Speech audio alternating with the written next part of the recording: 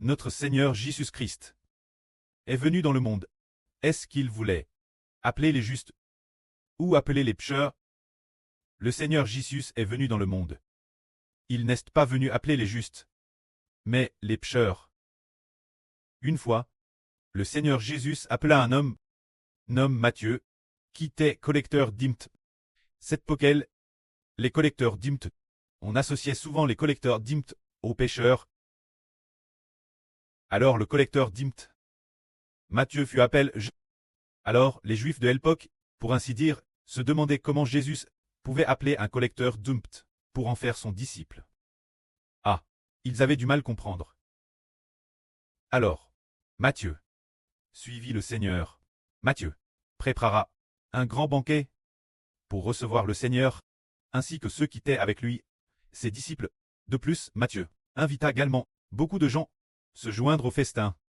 Ces gens étaient tous des pécheurs, des collecteurs d'impôts, une grande foule mangeant ensemble elle basse.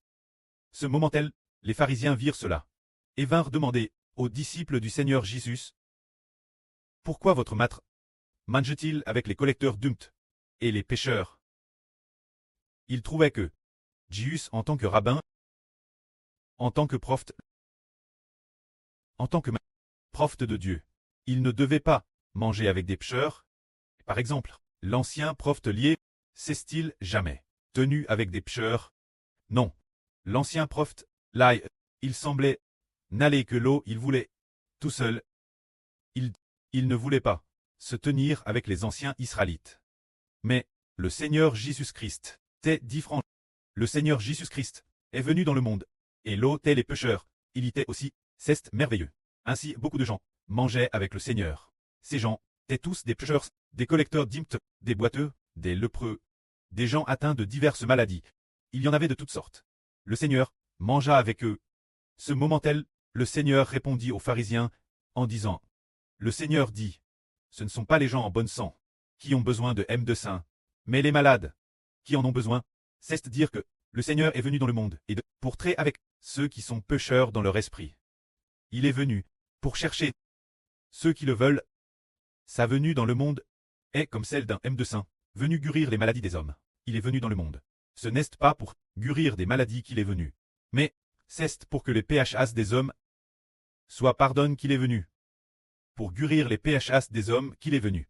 Ce moment-là, le Seigneur a dit, il est écrit dans l'Écriture, je prends plaisir à la miséricorde, et non au sacrifice. Se dire que Dieu a pitié des hommes, l'origine, l'homme n'avait pas la grâce de voir la face de Dieu. Par exemple, nous voyons Dieu, si saint,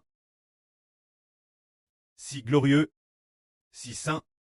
Alors, un Dieu si glorieux et si saint a-t-il, nous, ses humbles enfants,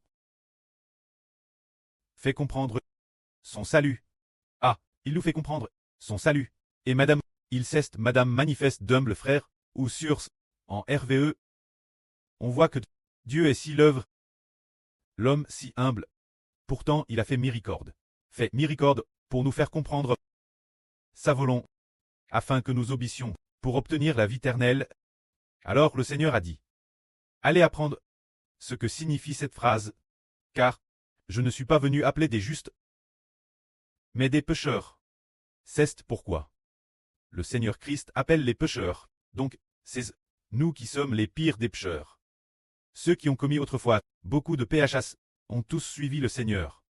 Et beaucoup de frères ou de sœurs qui ont commis autrefois beaucoup de péchés ne s'attendaient pas à ce que, après avoir été appelés par le Seigneur, ils deviennent une nouvelle création et soient utilisés par Dieu et le Seigneur pour des choses nobles.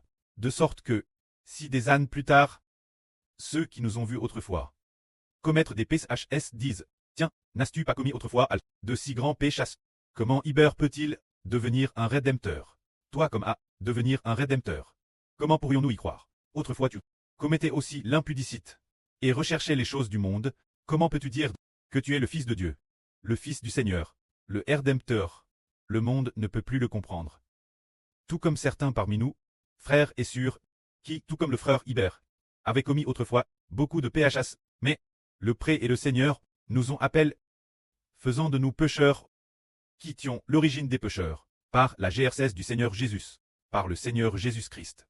Guéars sa guérison, qui a guéri notre esprit, sauve notre esprit, et rachète notre esprit, pour que nous devenions des personnes justes et saintes.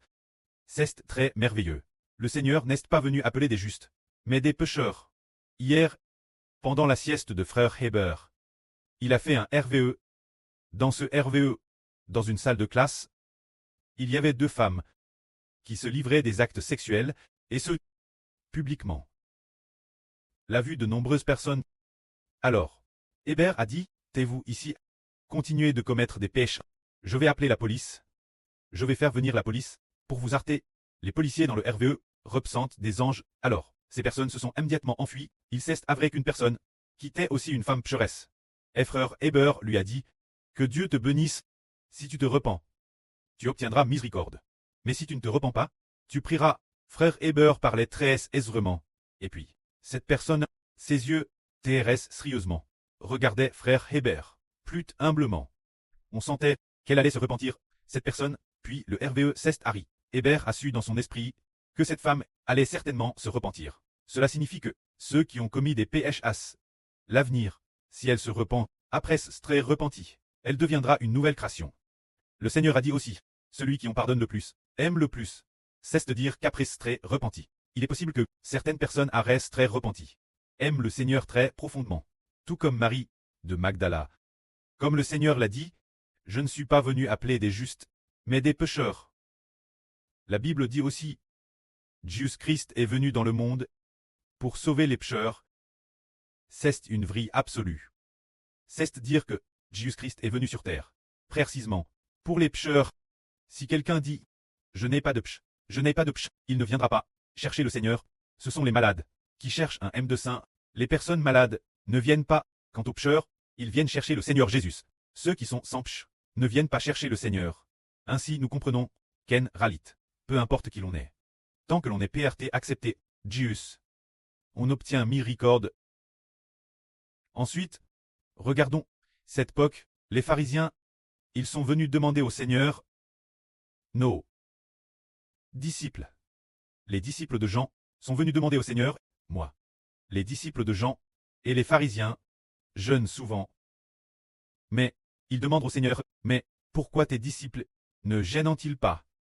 C'est étrange. La Bible dit aussi de demander le jeûne, mais les pharisiens et les disciples de Jean jeûnent. Pourquoi les disciples de Jésus ne jeûnent-ils pas? Le Seigneur enseigna alors. Quand époux est avec épouse, ils n'ont pas besoin de jeûner. C'est-à-dire que époux et le Seigneur, épouse reprend les disciples, le Seigneur tend avec les disciples. Ils n'ont pas besoin de jeûner. Si le moment vient où époux leur sera enlevé, ils jeûneront, ce qui signifie que lorsque le Seigneur Jésus-Christ souffrira pendant ces 1 ou 2 jours, ce jour-là, ils devront jeûner. Il est possible que certains doivent jeûner jusqu'à la résurrection du Seigneur. Tout est possible, c'est-à-dire qu'au moment de la passion du Seigneur, ils ont jeûné. Alors, le Seigneur enseigna par une parabole.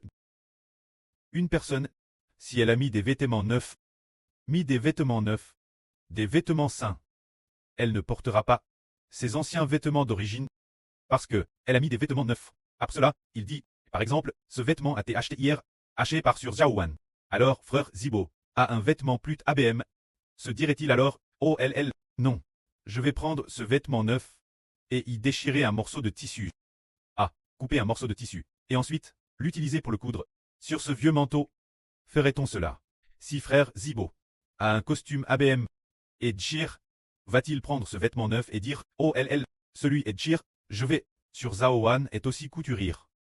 Massur, utilise tes ciseaux pour couper un morceau de ce vêtement et le coudre sur ce costume Djir d'avant. Frère Zibo, ferait-il cela? Bien est-ce que non, ce que le Seigneur a dit, cette parabole, c'est ce que le Seigneur a dit.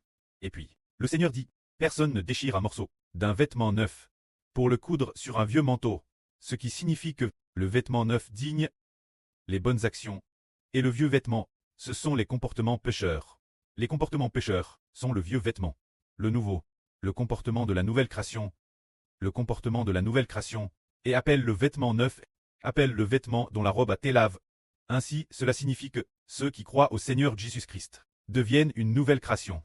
Et la nouvelle création ne va pas, pour en revenir cela, Jaiji crut au Seigneur, je suis sauve, se pourrait-il que puisque je suis sauve, je doive encore retourner vivre dans le pchach, sûrement pas. Puisque l'on est DJ sauve, On ne vivra plus dans les vieux vêtements, dans ces vieux habits. C'est dire que personne ne ferait cela.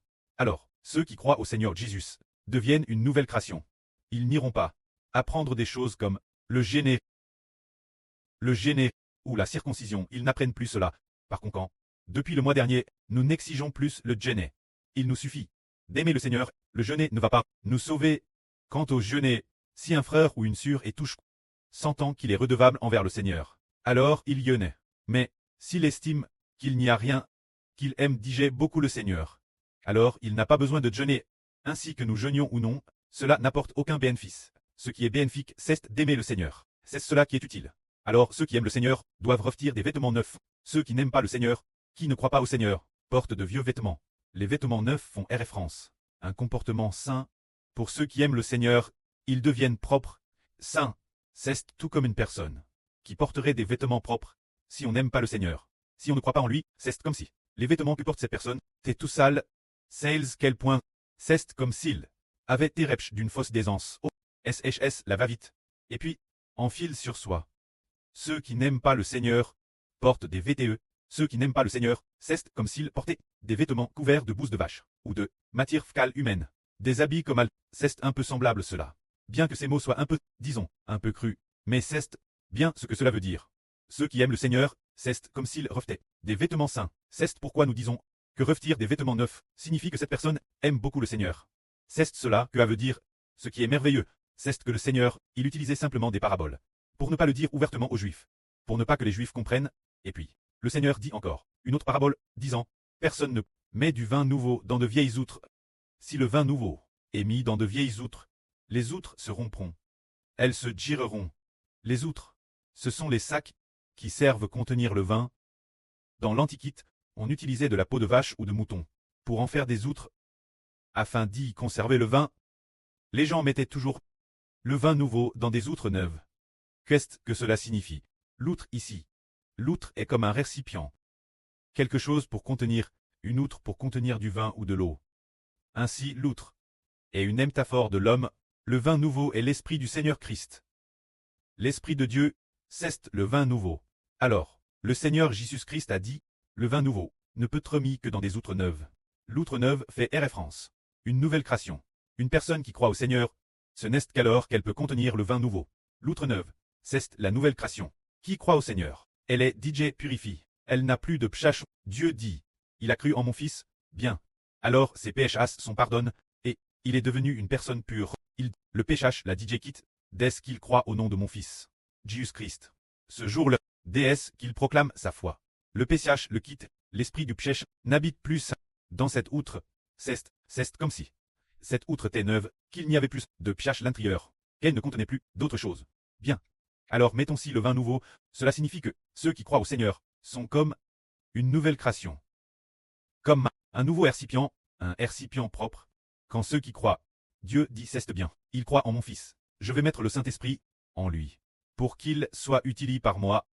Il a dit j'ai cru en mon fils Jésus, ses PHH sont rachés, je vais mettre mon esprit en lui, afin qu'il m'appartienne, et appartienne aussi mon fils, afin qu'il devienne une nouvelle création, un récipient, mon usage. Alors, le précleste met son esprit en nous, par le Seigneur Jésus, le met en nous.